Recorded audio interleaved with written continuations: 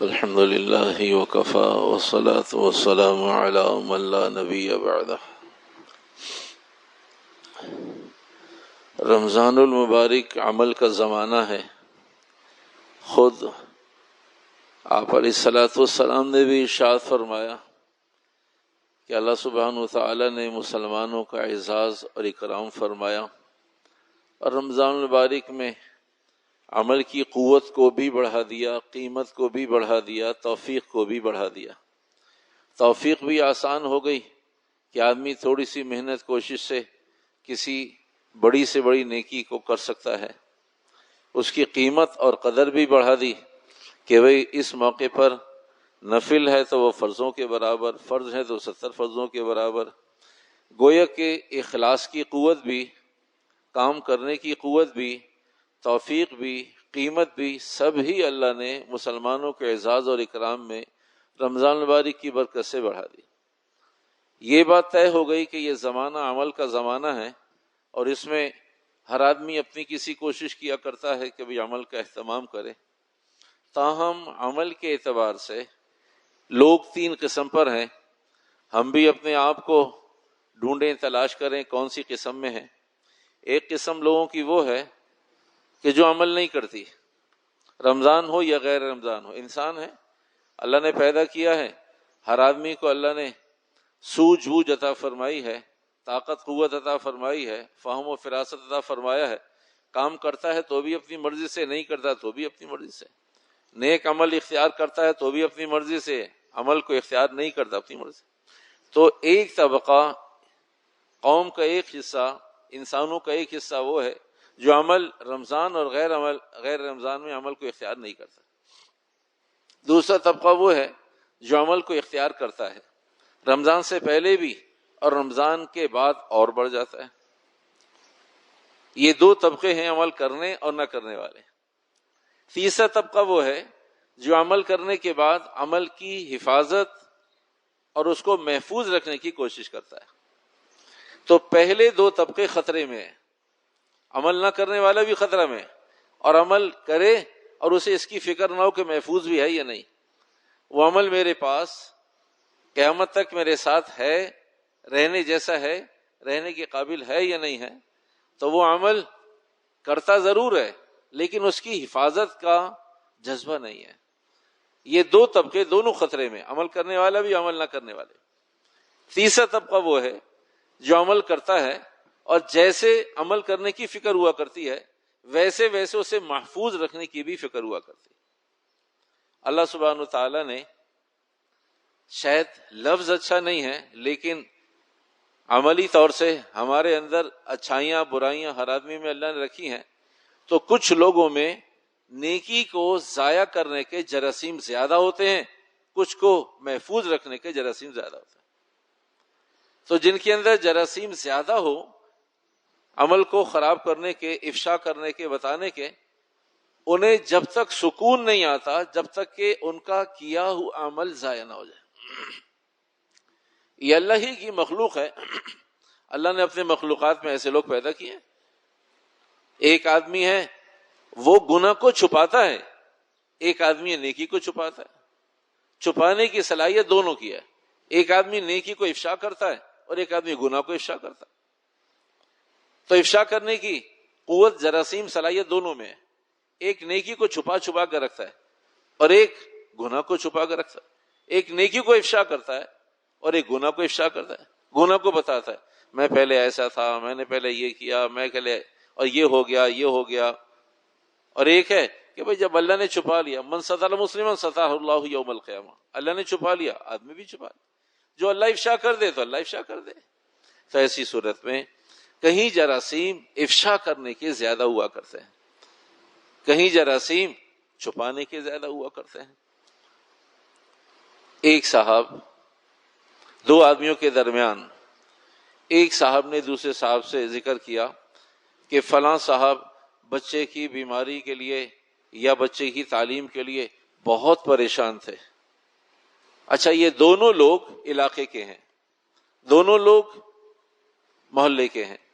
ایک دوسرے سے کہتا ہے کہ فلاں صاحب اپنے بچے کی تعلیم اور اسی موقع پر بچے کی بیماری کے لیے بہت پریشان تھے، اللہ نے فضل فرمایا، عافیت ہو گئی۔ تو سننے والے صاحب نے پوری بات سنی اور سنانے والے صاحب نے کہا کہ اللہ جزا خیر دے، پتہ نہیں کون مسلمان آدمی ہے، پڑھائی پھنس گئی تھی بیچ میں اور 10-12-15 لاکھ روپے ضائع ہونے کا ڈر تھا، اگلے سیمسٹر کی فیس بھر دی گئی، تو ایسی صورت میں کام چل گیا، بچے کی پڑھائی تسلسل کے ساتھ جاری ہو گئی، امید ہے اللہ کی ذات سے کل کو باپ کا بازو بن کر 4 پیسے کما کر ماں باپ کی آنکھوں کی ٹھنڈک بن جائے گا۔ یہ ساری بات سامنے والے نے سن کر جاتے جاتے کہا وہ بندہ میں ہی ہوں۔ بھلے آدمی، جب ایک آدمی آپ کو نہیں جانتا، آپ کی نیکی اللہ کے یہاں قبول ہو گئی، تو اس بتانے کا کیا مقصد ہے سوائے اس کے کہ وہ جراثیم اندر تنگ کر رہا تھا کہ بھائی اسے پتہ چلنا چاہیے، اسے نہیں معلوم آج تک یہ کام میں نے کیا ہے۔ فلاں صاحب کے گھر کا مسئلہ تھا، بہت پریشان تھے، اور بھائی مالک مکان نے یوں یوں یوں یوں پریشان کر رکھا تھا، تو بس کچھ کوشش کی، پتہ نہیں کس مسلمان نے کوشش کی، تو ان کے گھر کا انتظام چھت کا بچیوں کے ساتھ چھت کا انتظام ہو گیا، چھت کا انتظام ہو گیا۔ تو بھائی اللہ جس نے انتظام کیا اللہ اسے جزا خیر دے۔ تو اٹھتے اٹھتے ان صاحب نے کہا بھائی اس بندے کا نام فلاں ہے، اور اپنا نام ذکر کیا، وہ بندے ہی کا کام ہے۔ تو میرے محترم، یہ اللہ ہی کی طرف سے ہے کہ کون آدمی نیکی کو چھپاتا ہے، گناہ کی طرح چھپاتا ہے۔ نیکی کا اخلاص اس وقت ہے جیسے میں اور آپ گناہ کو چھپاتے ہیں، ایسے جس دن نیکی کو چھپانے لگیں گے اس دن مخلص ہو جائیں گے۔ جیسے ہم گناہ کو کسی کو پتہ نہ چلے، اگر کوئی دیکھ بھی لے تو آدمی اس کی وضاحتیں کرتا پھرتا ہے، کلیریفیکیشن دیتا ہے۔ تو بھائی آئیے مضمون کی طرف۔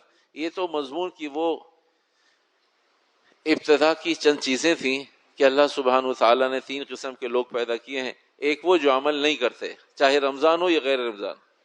دوسرا وہ عمل ہے، دوسرا وہ آدمی ہے جو عمل کرتا ہے لیکن اسے محفوظ رکھنے کی، حفاظت کا جذبہ اور حفاظت کا اندر سے کوئی احساس نہیں ہے۔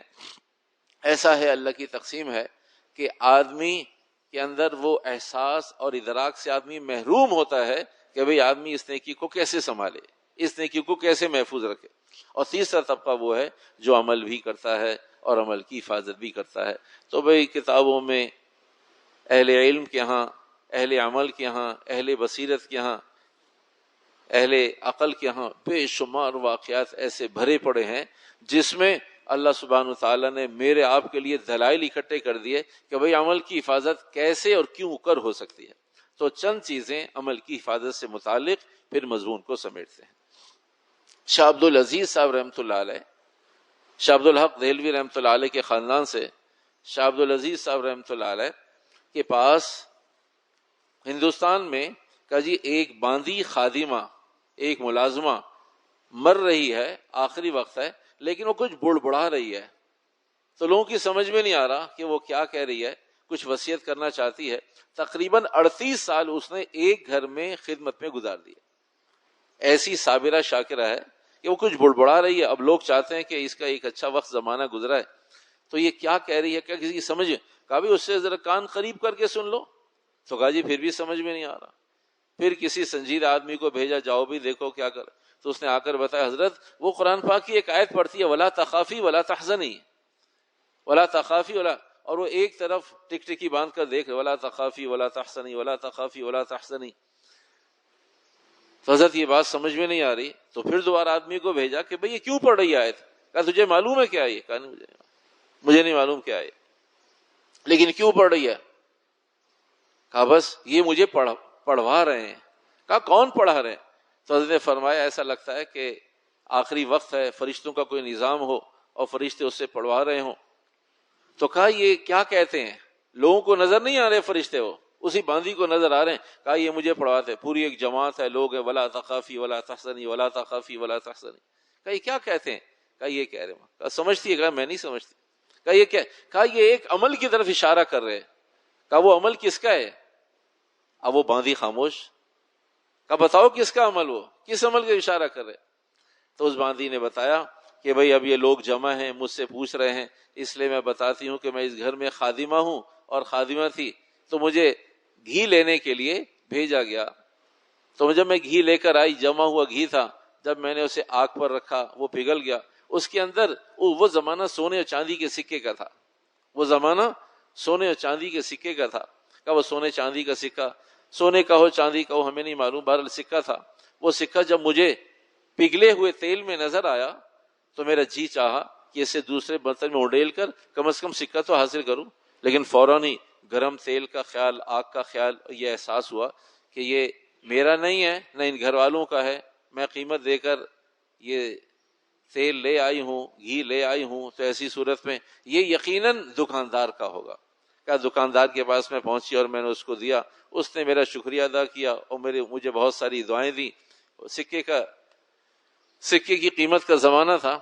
تو کہاں عرصہ گزر گیا، کم از کم 20 سال گزر گئے. یہ میں نے کسی کو نہیں بتایا یہ عمل، اور خالص اللہ کے لیے وہ سکہ میں اس کو دے کر آ گئی. تو یہ اشارہ کرتے ہیں اس سکے کی طرف کہ تیرا وہ عمل اللہ کے ہاں قابل قبول ہے. ولا تخافی ولا تحزنی، غم نہ کر، مرنے کی دیر ہے، تیرے لیے جنت تیار ہے. جو آدمی عمل کو محفوظ رکھے گا، جو عمل محفوظ رکھے گا، اللہ قدردان ہے. اللہ ایسا قدردان ہے. آدمی کی چاہت ہے افشا ہو، آدمی کے اندر کے جراثیم ہے، لیکن اللہ کے خوف سے روکتا ہے. عجیب بات یہ ہے، اگر آدمی کی نیکی قبول ہو جائے تو اللہ دنیا ہی میں اس کی یہ چاہت بھی پوری کر دیتا ہے. نہ یہ تو خود بچا رہا ہوتا ہے، چھپا رہا ہوتا ہے، روک رہا ہوتا ہے، لیکن اللہ جانتا ہے کہ اس کے اندر کی چاہت ہے. اللہ نے دنیا میں بھی اور آخرت میں بھی مسلمان کی جائز حاجات کو پورا کر رہے ہیں، اور آخرت میں چاہتوں کو، خواہشات کو پورا کر رہے ہیں. جب نیکی اللہ کے یہاں قبول ہو جائے، جب نیکی اللہ کے یہاں قبول ہو جائے، حدیث مبارکہ میں آتا ہے اگر کوئی آدمی پانی کی جڑ میں، تہ میں نیکی کرے گا تو اللہ اوپر والوں پر نیکی کو کھول دے گا. آدمی کا جی چاہتا ہے نیکی پتہ چلے، لیکن اللہ کے خوف سے بچانا چاہتا ہے، اور اللہ پاک اس کو خوش کرنا چاہتا ہے. بغیر بتائے بھی اللہ افشا کر دیتا ہے، بغیر بتائے بھی اللہ کھول دیتا ہے. عمر بن عبدالعزیز رحمۃ اللہ علیہ، مشہور واقعہ ہے دودھ میں پانی ملانے کا. حضرت عمر رضی اللہ تعالی عنہ اسلم اپنے خادم کے ساتھ مدینہ کی گلیوں میں گشت کر رہے ہیں. کتابوں میں لکھا ہوا ہے جب گشت کرتے کرتے رات کے کافی حصے میں چکر لگاتے لگاتے تھک گئے تو اسلم سے کہا بیٹھو ادھر. ایک کچی دیوار، کچا گھر، اس کے ساتھ بیٹھو ادھر. اسلم بھی بیٹھ گئے اور حضرت عمر رضی اللہ تعالی عنہ بھی بیٹھ گئے. اسی گھر سے آوازیں بلند ہونے لگی. ایک عورت دوسری عورت سے کہتی ہے دودھ میں پانی ملا دے. حضرت عمر نے کہا یہ تمہیں سمجھ میں آ رہا ہے کیا بات؟ کہا جی یہ آپ جو سمجھ رہے ہیں یہی آواز آ رہی ہے. کہا اچھا، کہا اس پہ نشان لگاؤ. جہاں کہیں بھی کوئی مسائل ہوا کرتے تھے تو رات کے اندھیرے میں لائٹوں کا زمانہ نہیں تھا، حضرت عمر رضی اللہ عنہ وسلم سے کہتے اپنے خادم خاص سے اس پہ نشان لگا. نشان لگائے، صبح بھیجے جاؤ خیر خبر لے کر آؤ. تو آ کر اس نے بتایا کہ بھئی اس گھر میں 2 ہی عورتیں رہتی ہیں، ایک جوان بچی ہے، ایک بیوہ عورت ہے، خاوند نہیں ہے، آدمی نہیں ہے اس گھر میں. تو ماں بچی سے کہہ رہی تھی، وہ جو آواز تھی دودھ میں پانی ملا دے، وہ بچی کو ماں کہہ رہی تھی، اور بچی نے کہا کہ حضرت عمر رضی اللہ تعالیٰ نے منع فرمایا ہے، ایسا نہ کریں. ماں نے جو ایک عام سا جواب تھا کہ عمر کہاں موجود ہے، یہاں کہاں عمر دیکھ رہا ہے، کہ ہمارے مسائل، ہمارے حالات، اس موقع پر تو ہمیں کچھ ملاوٹ کرنا بھی جائز ہے. باپ تیرا موجود نہیں، فاقوں کا زمانہ ہے، دودھ ہماری یہی ریسورسز ہیں، یہی اسی کے ذریعے ہم ذریعہ معاش ہمارا ہے. ایسی صورت میں عمر کو اگر پتہ چل جائے تو وہ بھی شاید منع نہ کرے. کہا ٹھیک ہے کرو تم کام، اس لیے کہ تم بھوکے مر رہے ہو. تو ماں اپنی بچی کو سمجھا رہی تھی. تو صبح کو دونوں، ماں کو بیٹی کو، دونوں کو طلب کر لیا. کہا بھائی کیا قصہ ہے؟ تحقیق کی. ہاں ایسے ہی ہے، خاوند بھی نہیں ہے. اسلم کی بھی تحقیق ہو گئی، کبھی اسلم نے ٹھیک کہا ہے، خادم نے ٹھیک کہا کہ 2 ہی عورتیں ہیں، ایک جوان بچی. کا جاؤ واپس. تینوں بیٹوں کو جمع کیا. ایک بیٹے تھے عبداللہ، ان سے چھوٹے بیٹے تھے عبد الرحمن، تیسرے بیٹے تھے عاصم. حضرت عمر نے فرمایا 2 وجہ ہیں، ایک تو مجھے شادی کی ضرورت نہیں، اور دوسری وہ میرے بچیوں کی طرح ہیں. اگر وہ معمر ہوتی، وہ بچی بھی معمر ہوتی تو میں خود شادی کر لیتا. کہ جس کے پاس اپنے عمل کی حفاظت کا بچی عورت گھر میں رہتے ہوئے، کہ عمر کے زمانے میں ایک کماری بچی کے ایمان کا حال یہ ہے تو مسلمان دیندار کا کیا حال ہوگا، جو مسجد میں بھی آتا جاتا ہو، حضرت عمر کے پیچھے نماز بھی پڑھتا ہو. تو کہا اس بچی کی ایک تو عمر چھوٹی ہے، دوسری بچی مجھے شادی کی ضرورت نہیں، اس لیے میں اس بچی سے شادی کا پیغام نہیں بھیجتا. تینوں بیٹوں سے کہا، عبداللہ سے، عبد الرحمن اور عاصم سے، کہا تمہیں اگر شادیوں کی ضرورت ہو تو وہ زمانہ تھا 1 سے زائد شادیاں. کہا جی ہمارے پاس تو پہلے بھی بیویاں ہیں. پہلے بھی ہو سکتا ہے ایک کی یا دونوں کی دو بیویاں ہوں. کہ ہمارے پاس تو پہلے بھی بیویاں ہیں تو ہمیں شادی کی ضرورت نہیں. تو عاصم نے کہا ابا جان میں ابھی تک آپ کو معلوم ہے غیر شادی شدہ ہوں, اگر آپ چاہیں آپ کی اجازت ہو تو میں شادی کے لیے تیار ہوں. حضرت عاصم سے شادی کی. حضرت عاصم اور اس بچی سے شادی ہو گئی. وہاں سے ایک اور اللہ نے بچی عطا فرمائی. اس بچی سے عمر بن عبدالعزیز رحمۃ اللہ علیہ پیدا ہوا. اس بچی سے تو حضرت عمر بن عبدالعزیز پیدا ہوئے. اس بچی کے حضرت عمر پر نانا ہے. عاصم نانا, حضرت عمر پر نانا ہے. جہاں بھی جب بھی عمل محفوظ ہوگا اور جو بھی عمل محفوظ کرے گا, عمل محفوظ کرنے والوں نے عمل محفوظ کیا, اپنا کام کر دیا, اللہ نے مجھے اور آپ کو بتا دیا نہیں بتا دیا.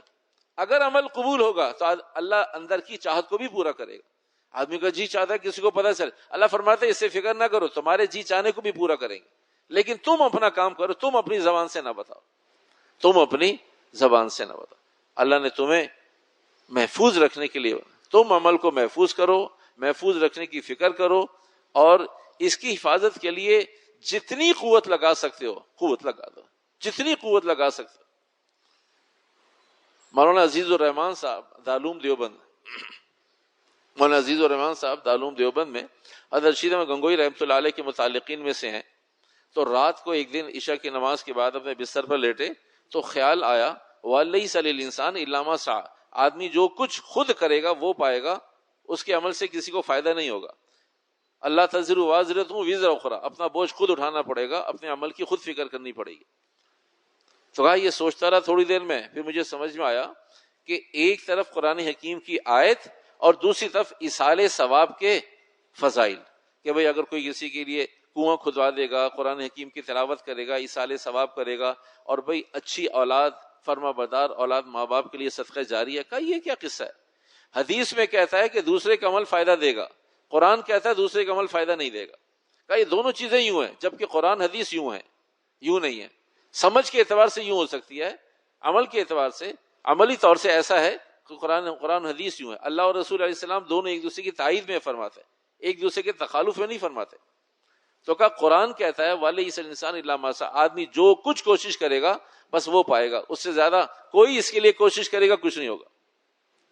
اور حدیث کہتی ہے کہ تم کسی کے لیے دعا کرو گے اللہ اس کے لیے آسانی کر دے, ایصال ثواب کرو گے آسانی ہو جائے گا, صدقہ جاریہ کرو گے آسانی ہو جائے گی. تو بہت سارے درجات.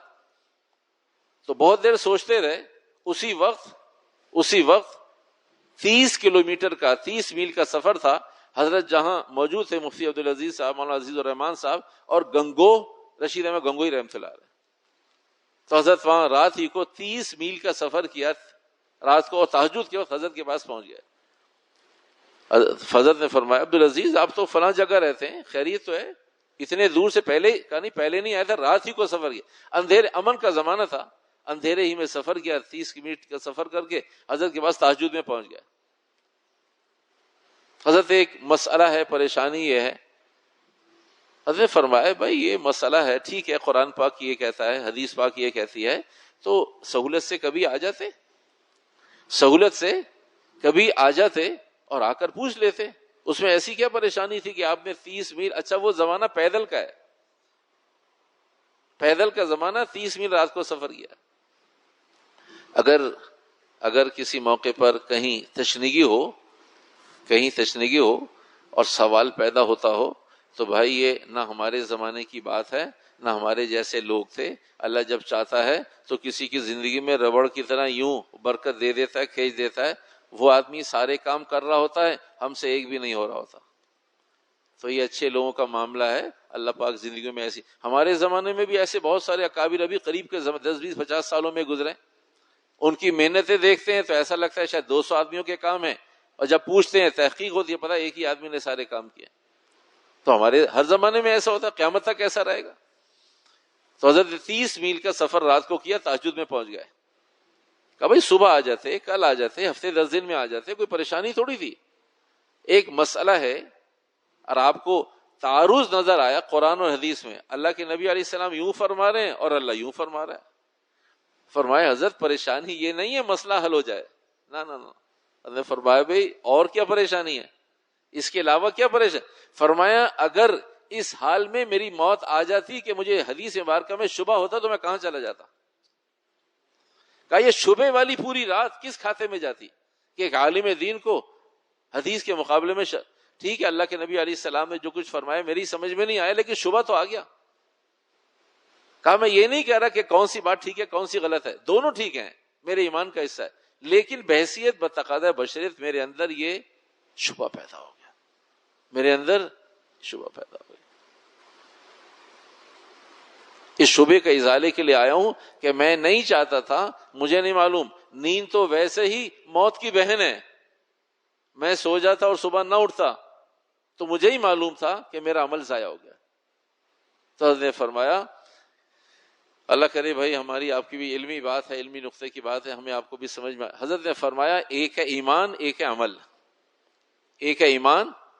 اگر یہ بات میں نہ سمجھا سکوں تو ہم پھر ایک دوسرے کو سمجھا لیں گے, پھر کوشش کریں گے سمجھانے کی, لیکن ادھوری بات آگے میسج کنوے نہ کریں. ادھوری بات کہ بھائی کچھ سمجھ میں آئی کچھ نہیں سمجھ میں آئی, میں نہ سمجھا سکا تو انشاءاللہ الرحمن پھر دوبارہ بیٹھیں گے, پھر دوبارہ سمجھیں گے ایک دوسرے سے. لیکن جب تیقن آ جائے گا, اطمینان ہو جائے گا, ہاں بھائی یہ بات یوں ہی تھی, اصل تو ہمیں اور ہمارا آپ کا ذہنی جو معیار ہے وہ ایک ہونا چاہیے کہ ہم ایک دوسرے کو سمجھا لیں. نہیں سمجھیں گے, نہیں سمجھا سکیں گے, کوئی بات آگے نہ کریں. حضرت نے فرمائے ایک ہے ایمان ایک ہے عمل, ایک ہے ایمان ایک ہے عمل, ایک ہے ایمان ایک ہے عمل. کا ایمان لانے پر دوسرے کو تیرے ایمان سے فائدہ نہیں ہوگا, عمل کرنے پر دوسرے کو تیرے عمل سے فائدہ ہوگا. کہا میں ایمان لاؤں آپ ایمان لائیں, آپ کے ایمان سے مجھے کوئی فائدہ نہیں ہوگا جب تک کہ میں خود ایمان نہ لاؤں. لیکن میرا عمل ہو اور میں آپ کے لیے کوئی نیک عمل کروں, میں آپ کے لیے کوئی نیک عمل کروں تو اس کا اثر آپ کے دل پر ہوگا. آپ کوئی نیک عمل کریں, صحابہ اس لیے اب یہ صحابہ کا عمل بھی موجود ہے. صحابہ ایسا کیا کرتے تھے, اللہ کے نبی علیہ السلام ہمارے پاس تو خود کھانے کو نہیں, جہاں رمضان آخری بات عصر کے بعد ختم کرتے. حدیث مبارکہ میں اللہ کے نبی نے فرمایا کہ بھئی روزے دار, اللہ کے نبی ہمارے پاس اپنے کھانے کو کچھ نہیں ہے. فرمائے ایک گھونٹ لسی کا تو ہے, ایک گھونٹ پانی کا تو ہے, ایک کھجور تو ہے, اس کے 2 حصے کر کے. کہا اس پر بھی سب کچھ ملے گا, اس پر بھی ملے گا. کہا وہی ملے گا جو آدمی پیٹ بھر کر کھلانے پر اللہ اجر دے گا, وہی ایک کھجور پہ بھی دے گا. تو صحابہ کا حال تھا, اللہ کے نبی ہمارے پاس تو کچھ دینے لینے کو ہے ہی نہیں, تو خود غریب لوگ ہیں. تو فرمایا تمہارے پاس تو سب کچھ ہے جو لوگوں کے پاس نہیں ہے. اللہ کی نبی ہمارے پاس کیا ہے جو لوگوں کے پاس نہیں ہے اور ہمارے پاس نہیں ہے لوگوں کے پاس ہے, وہ کیا ہے؟ فرمایا لوگوں کے پاس صرف مال ہے, تمہارے پاس اعمال ہیں, تم اعمال لوگوں کو دے دو. مال دینے پر محبت آئے ضروری نہیں, عمل دینے پر اللہ اپنی قدرت سے اس کے دل میں تمہاری محبت پیدا کر دے گا. تو صحابہ کسی سے کہا بھائی میں غریب آدمی ہوں, میرے پاس کچھ دینے لینے کو نہیں ہے, مجھے میرے نبی نے کہا ہے میں نے تمہارے لیے ایک منزل قرآن حکیم کی پڑھی ہے, وہ میں آپ کے لیے لے کر آیا ہوں. تو صحابہ عمل دیا کرتے تھے. کہا میں اتنی مرتبہ درود شریف پڑھا ہے تمہارے لیے اور تمہاری نیت سے پڑھا کہ اللہ اس کا اجر تمہیں دے, تو تمہیں یہ اجر یہ گفٹ کرنے آیا ہوں. تو صحابہ کے تو معمول تھا, ہم کیونکہ ہمارے پاس تو خود پڑھنے پڑھانے کو کچھ نہیں ہے تو دینے کے لیے بھی کچھ نہیں ہے, ان کے پاس بہت کچھ تھا پڑھنے پڑھانے کو, دینے کے لیے بھی بہت کچھ تھا. اس لیے جو ان کے پاس زیادہ تھا وہ دیا کرتے تھے, جو ہمارے پاس ہم دیا کرتے. ہم مال کے ہیر پھیر میں لگے ہوئے, وہ امال کے ہیر پھیر میں لگے ہوئے تھے. تو بھائی صحابہ عمل دیا کرتے تھے. رشید گنگوئی رحمۃ اللہ علیہ نے فرمایا مفتی عزیز الرحمان صاحب سے کہ بھئی آپ کی سوچ اپنی جگہ ٹھیک ہے, لیکن ایمان دوسرے کو فائدہ نہیں دے گا کہ بھئی سارے محلے والے ایمان ہیں اور کوئی ایمان والے ہیں اور کوئی ایک آدمی غیر مسلم ہے. کہا جی یہ بھی مسلمان ہے. کہا بھئی کیسے مسلمان ہے؟ جب تک مسلمان نہیں ہوگا مسلمان نہیں ہوگا. سارے مسلمانوں کے محلے میں رہنے سے غیر مسلم مسلمان نہیں ہو جائے گا, جیسے غیر مسلموں کے محلے میں رہنے سے کوئی مسلمان غیر مسلم نہیں ہو جائے گا. جو مسلمان ہے وہ مسلمان ہے, غیر مسلم غیر مسلم ہے. تو کہا کہ ایمان دوسروں کو فائدہ نہیں دے گا جب تک دوسرا ایمان نہیں لائے گا, لیکن عمل فائدہ دے گا. بچے کا عمل ماں باپ کے لیے, بچہ صدقہ جاریہ ہے, بچہ نیک ہے, ماں باپ کا کھاتا کھل گیا. ماں باپ کے لیے ایصال ثواب کر رہے ہیں, ماں باپ کو روزانہ ایصال ثواب مل رہا ہے. اور حدیث مبارکہ میں آتا ہے جو اولاد خدا نہ خواستہ نافرمان ہو اپنے ماں باپ کے لیے اور اپنے لیے استغفار کرتے رہے تو ایسی صورت میں اللہ سبحانہ وتعالیٰ قیامت کے دن فرما برداروں میں اٹھائیں گے, اس لیے کہ گناہ معاف ہو چکے ہوں گے.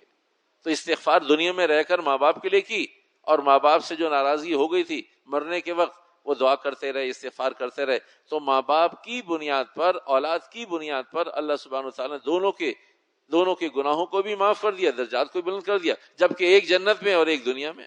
اللہ سبحانہ وتعالیٰ سمجھ کی عمل کی توفیق عطا فرمائے۔ وآخر دعوانا الحمد للہ رب العالمین والعاقبۃ للمتقین والصلاة والسلام علی سید الانبیاء والمرسلین برحمتک یا ارحم